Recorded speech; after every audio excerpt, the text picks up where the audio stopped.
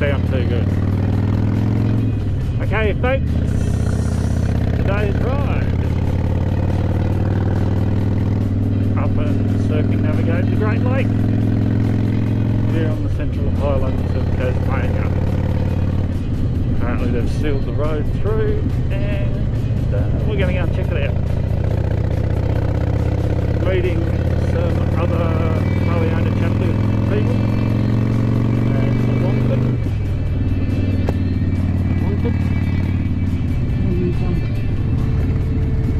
Do the trip round.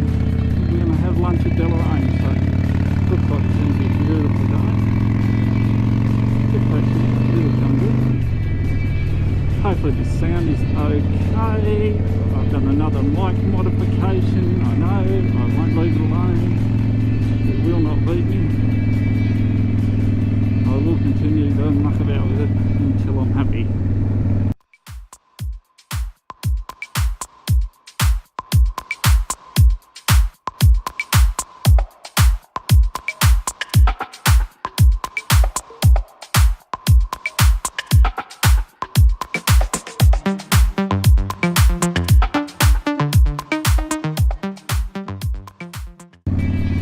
Sit back, enjoy the vlog.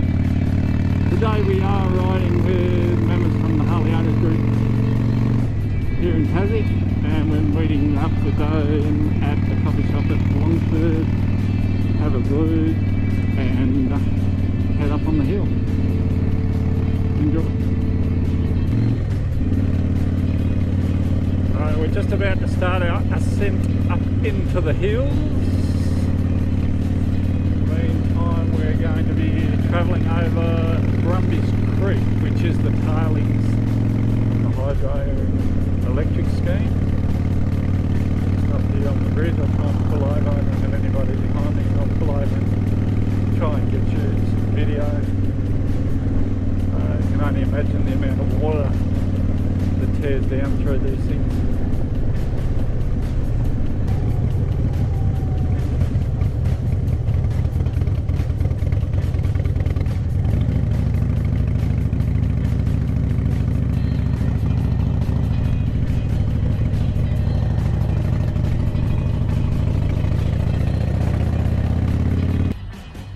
This is the tailings from the hydro scheme that run out of the Great Lake.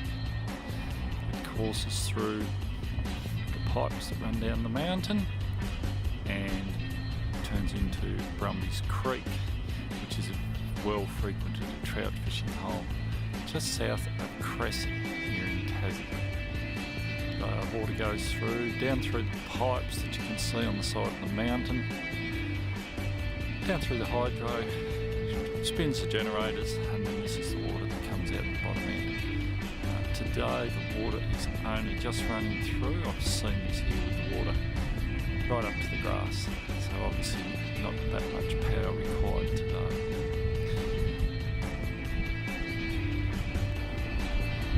So the water's cascading down over the waterfalls as far as the eye can see that way,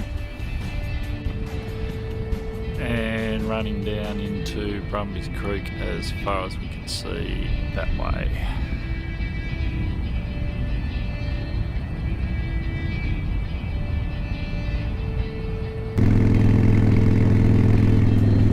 So those of you that don't know much about Tasmania, the Central Highlands here is usually covered in snow through the winter. The lakes, well, are they glacial? They're filled with snow and rainwater from the snows that we have through the winter, and keep us loaded up with power for the winter in the summer.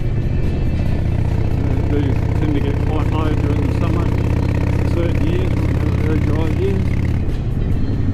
And there is some feeder lakes to the Great Lake, pump the water out of Arthur's Lake, which was the amalgamation of two lakes years ago as a feeder lake for the Great Lake. And those two lakes were the Sandy Lake and the Boo Lake.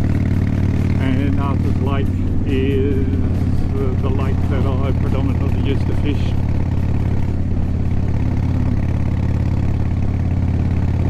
Get a good view of the pipeline that's up over the hill across the massive high tensile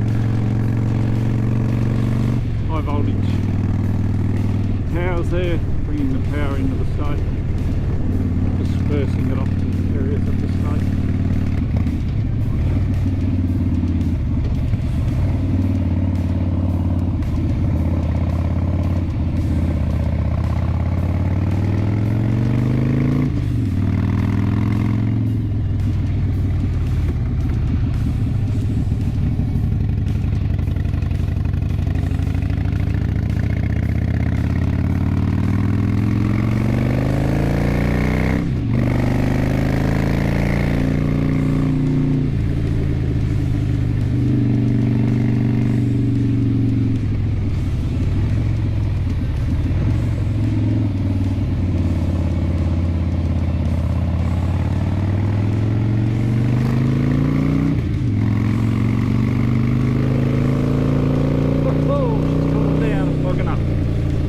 Hopefully you're not fogging up in the camera. She's definitely cooler up here.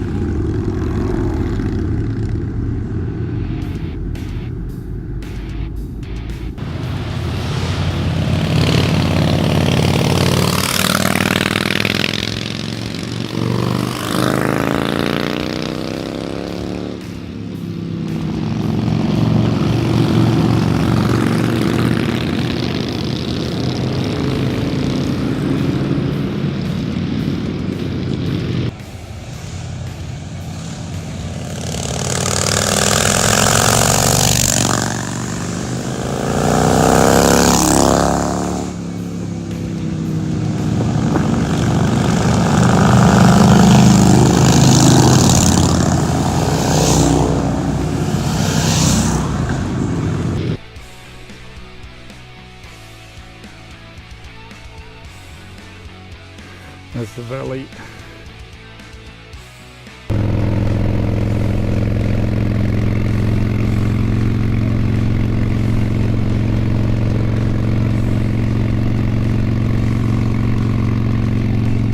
As you can see from the footage, it's pretty hard country up here. You don't want to be coming off your bike off the side of the road here, that's for sure.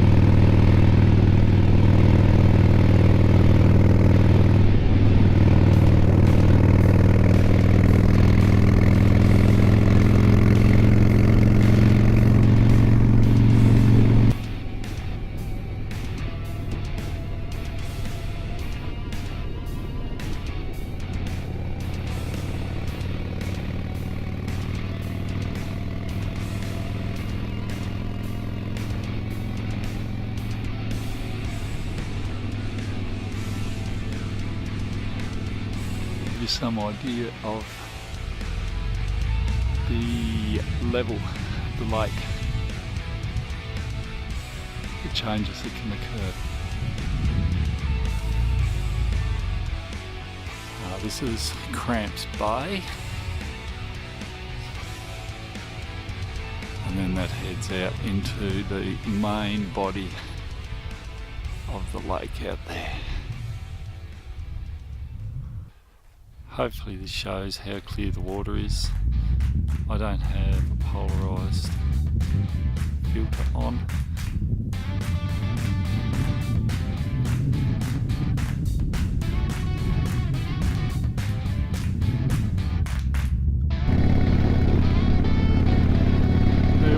down through the trees. Here we go, that's Arthur's Lake.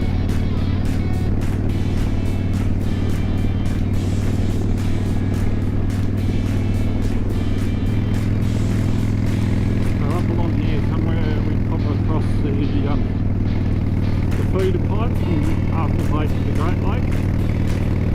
This is only a small pipe compared to that you saw at Poatina. Imagine the velocity of the pumps to pump the water from one lake to the other and the distance that they travel. So there's the pipe there.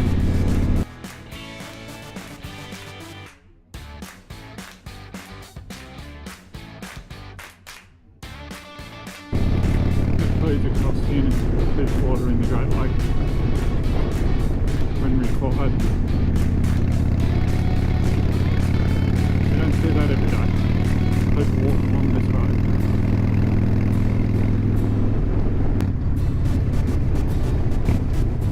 Okay, so we're at the far end of the Great Lake. The bottom, the southern end of it, I guess you'd say. No one's waiting.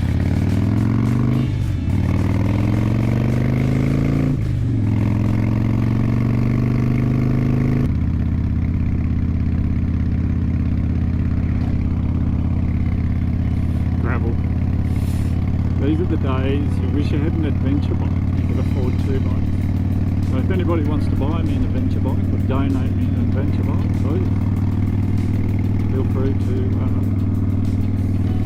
touch base in the comments. And I have a bit of a disclaimer on the Great Lake. I've never fished it a lot. Too big a body of water. Too much gap between the fish, so I fished the safe option and went to Arthur's Lake. It's about a quarter the size. Fire that run through here, Christmas New Year period. How they didn't lose more property is absolutely beyond me. Credit to our services, both professional and volunteer. Well done, boys and girls. Awesome effort. Can't speak highly enough of it.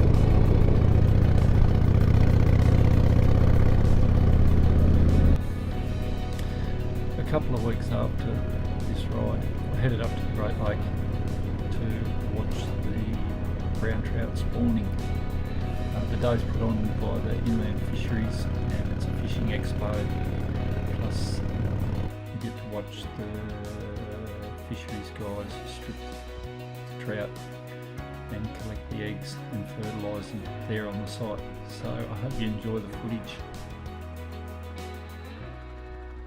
The idea is to release them at the same time so they fertilise before they get hot. How's that? How do you do that? What do they feel like? Ah, yeah, can do. Yeah.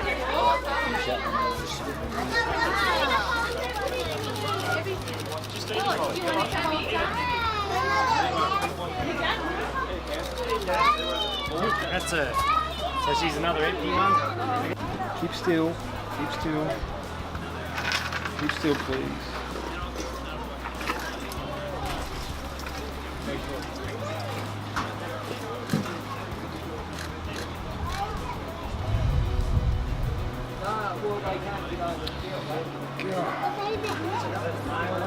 So they just tipped them into there.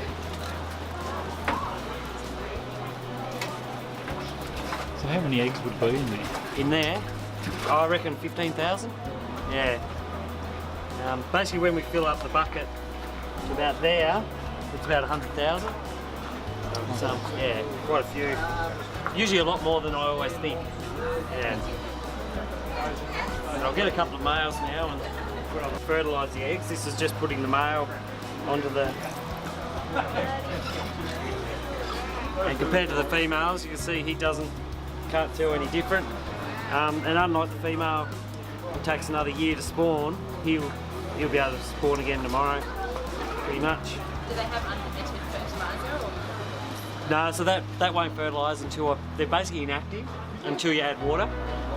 So that's one of the key things that we utilise is actually timing the fertilisation to when we add water. So I'll put another 2 males on there just to make sure they haven't got the same father, and then you'll see straight away it'll froth up and everything will become active and it fertilises within a second really. Then I'll get one more. That's also why we use a few males, because some are better than others. So he wants to be a dad, this one. You can usually sort of tell too, when they're really dark, they're actually in the full spawning condition. Some of them that aren't as dark, that nice coloured gold one, he looks good, but he's not quite ripe, as it were. But I'll show you what happens in a minute when I put the water in, because you'll see them fertilise straight away. You'll see a big difference. It'll be all foaming almost, won't it, Gary? Yeah, and you'll also see the yolk form in the middle of the egg. So it's just like they say, just add water. So it starts to prop up. So everything's active now. And if you look behind, like at the back of my hand, you see the eggs have got a dark centre. Yeah, like the yolks are forming. They lock in between the rocks, but also to become negatively buoyant, so they sink, so they're less likely to be washed away. And so in the wild, obviously that'll help pin them into the bottom of the river or the creek. But also what will happen is any bad eggs, there's something wrong with them, can't control how much water they take on, so they'll swell up and pop, and effectively they'll float away and leave all the good eggs in the nest. About six weeks till they hatch, and then about 4 weeks after that they actually start looking like little fish, because they're effectively like a little grub when they hatch. They're premature in a way. Yeah, so the first feed's about 2 weeks, 4 weeks after hatching. So it's a good 3 months, say, until they look like little fish, yeah, and they're just little miniatures of their parents.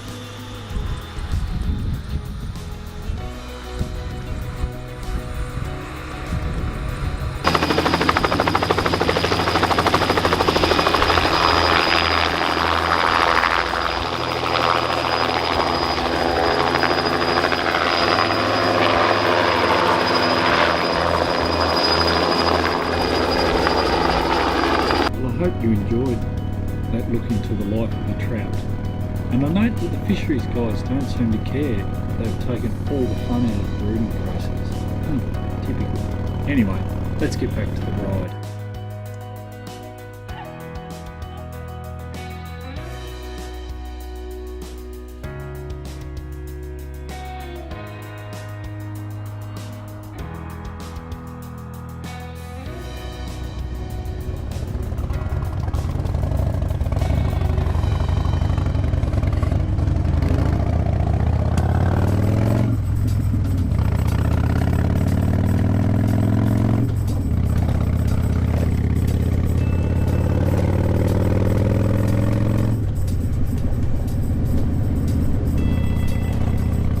To have a look at right on this trike.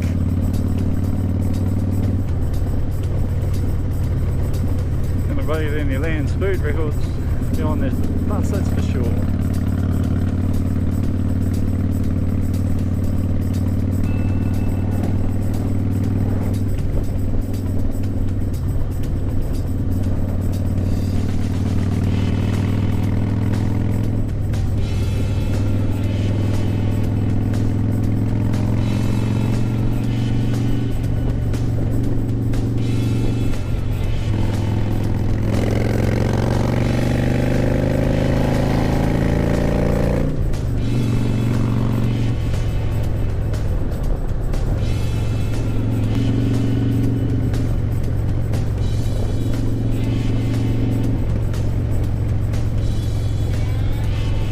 Love the views in Tasmania. Have a look at that.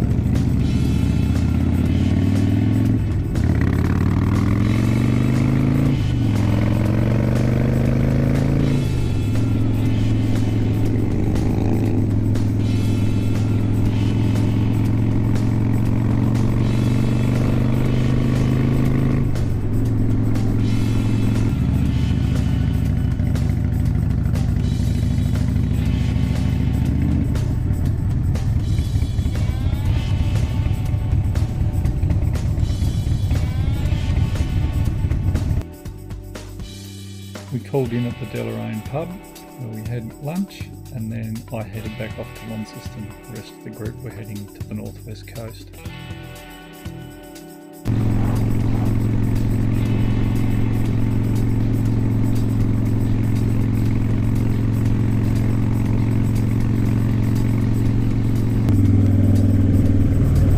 Well, that's it for another day. Take the bike home, put it away. Till next time. Thank you all so much for joining. If you like the content, give me a dirty old thumbs up. If you want to see more of the beautiful state of Tasmania, please subscribe.